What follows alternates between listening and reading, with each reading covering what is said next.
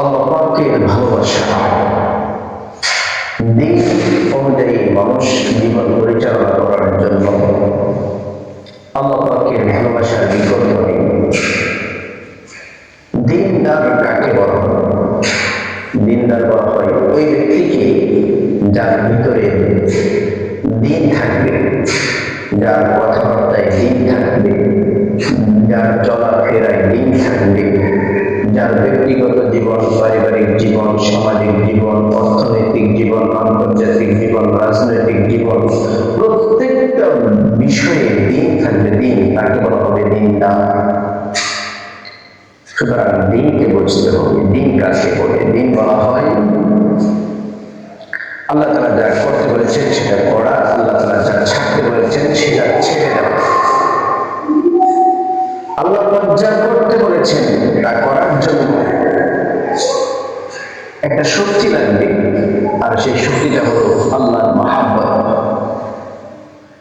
আর আল্লাহ যা ছাড়তে বলেছেন সেটা ছাড়ার জন্য আরেকটা শক্তি লাগবে, সেটা হলো তাকওয়াল্লাহ, আল্লাহ পাকের ভয়। যার ভিতরে আল্লাহ পাকের ভালোবাসা থাকবে সে আল্লাহ পাকের হুকুম পালন করতে পারবে। কিন্তু যার ভিতরে আল্লাহ পাকের ভয় থাকবে না, আল্লাহ পাকের ভালোবাসা থাকবে না, সে কোনোদিন তার দ্বারাই আল্লাহ পাকের হুকুম আহকাম পালন করার সুযোগ হবে। এজন্য আল্লাহ পাক রব্বুল আলামিন কে ভালোবাসতে হবে। আল্লাহ পাককে ভালোবাসার মাত্রাটি আল্লাহ পাক নিজে জানিয়ে দিয়েছেন। আল্লাহ পাক রব্বুল আলামিন বলেন, কুল ইন কুনতুম তুহিব্বুনাল্লাহ ফাত্তাবিউনি ইউহিব্বুকুমুল্লাহ ওয়া ইয়াগফির লাকুম যুনুবাকুম ওয়াল্লাহু গফুরুর রহিম। আল্লাহ রাব্বুল আলামিন আল্লাহ পাককে ভালোবাসার মাত্রাটি বর্ণনা করে দিয়েছেন। আল্লাহ রাব্বুল আলামিন বলেন, নবী আপনি মানুষদেরকে, আমার বান্দাদেরকে জানিয়ে দিন, তারা যদি আমি রবকে ভালোবাসতে চায়, তারা যদি আমি রবের ভালোবাসা পেতে চাই, তাহলে যেন তারা আপনার অনুকরণ করে।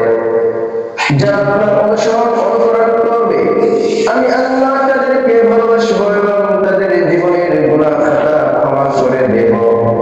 সুতরাং বোঝা গেল আল্লাহ পাকের ভালোবাসা পেতে হলে আল্লাহ পাকের রাসূলকে ভালোবাসতে হবে। আর রাসূলকে ভালোবাসার অর্থ হলো রাসূলের সুন্নাত তরিকায় জীবনকে পরিচালনা করা। মুখে বলে আমি রাসূলকে ভালোবাসি, কিন্তু চুল কাটার সময় রাসূলের সুন্নাত নাই, খানা খাওয়ার সময় রাসূলের সুন্নাত নাই, ঘরে প্রবেশের সময় রাসূলের সুন্নাত নাই, ঘর থেকে বের হওয়ার সময় রাসূলের সুন্নাত নাই, রাষ্ট্রের মধ্যে রাসূলের সুন্নাত নেই, এবং সমাজের মধ্যে রাসূলের সুন্নাত নেই, কোথাও রাসূলের সুন্নাত নেই, কিন্তু দাবি করে আমি রাসূলকে ভালোবাসি। এই দাবিটা শুধু মুখে দাবি করলো, কিন্তু বাস্তবিক পক্ষে তার মাধ্যমে রাসূলের ভালোবাসা তার অন্তরে নেই। এজন্য সাহাবী ইবনে আব্দুল্লাহ বলেন, আলামাতু হুব্বিল্লাহ, আল্লাহ পাককে ভালোবাসার আলামত হলো হুব্বুল কুরআন, কুরআনের ভালোবাসা। আর কুরআনের ভালোবাসার আলামত, ওয়া আলামাতু হুব্বিল কুরআন, আলামাতু হুব্বিল কুরআন হুব্বু রাসূলিল্লাহি সাল্লাল্লাহু আলাইহি ওয়াসাল্লাম। এবং কুরআনকে ভালোবাসার অর্থ হলো রাসূলকে ভালোবাসা। এবং রাসূলকে ভালোবাসার আলামত কি? আল্লাহ রাসূলের সাহাবী সাহেব ইবনে আব্দুল্লাহ বলেন, ওয়া আলামাতু হুব্বি রাসূলিল্লাহি সাল্লাল্লাহু আলাইহি ওয়াসাল্লাম ইত্তিবাউ সুন্নতি রাসূলিল্লাহ। এবং আল্লাহ রাসূলের ভালোবাসার আলামত নিদর্শন হলো রাসূলুল্লাহ সাল্লাল্লাহু আলাইহি ওয়াসাল্লামের সুন্নতের অনুসরণ করা। এজন্য যারা রাসূলকে ভালোবাসার দাবি করে তারা রাসূলের সুন্নাত অনুযায়ী জীবন পরিচালনা করবে। কোন ব্যক্তি যদি রাসূলের সুন্নাত অনুযায়ী জীবন পরিচালনা করে নিজের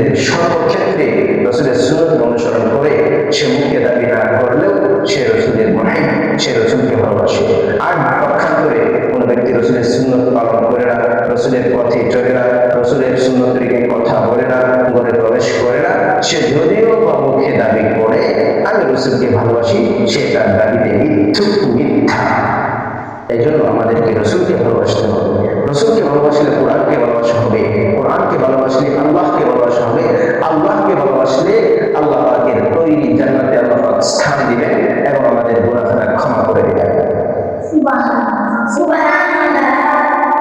দুই নম্বর হলো আল্লাহ পাকের নিষেধ কৃত বস্তু থেকে বেঁচে থাকার জন্য তাকওয়ার প্রয়োজন। তাকওয়া, যার ভেতরে তাকওয়া থাকবে সে অন্যায় কাজ থেকে বিরত থাকতে পারবে। যার ভিতরে আল্লাহর ভয় থাকবে সে কোনোদিন মিথ্যার কথা বলতে পারবে না। যার ভিতরে আল্লাহ পাকের খৌফ ও খাশিয়াত থাকবে সে কোনোদিন চুরি ডাকাতি করতে পারে না। যার ভিতরে আল্লাহ পাকের খৌফ ও খাশিয়াত থাকে সে কোনোদিন পরনারীর দিকে দৃষ্টিপাত করতে পারে না। যার ভিতরে আল্লাহ পাকের খৌফ ও খাশিয়াত থাকবে সে কোনোদিন সুদ খাইতে পারে না। এজন্য আল্লাহ পাক রব্বুল আলামিন বলেন, ইয়া আইয়ুহাল্লাযীনা আমানু তাকুল্লাহ হাক্কা তুকাতিহি ওয়া লা তামুতুন্না ইল্লা ওয়া আনতুম মুসলিমুন।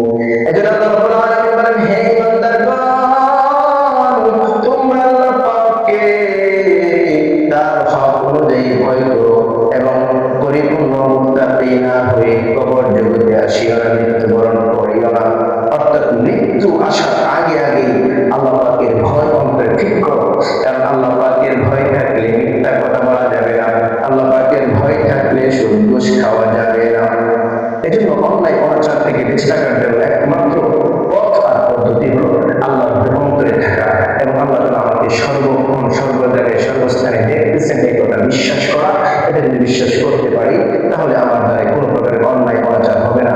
আল্লাহ পাক রব্বুল আলামিন আমাদের সকলকে আল্লাহ পাকের মহব্বত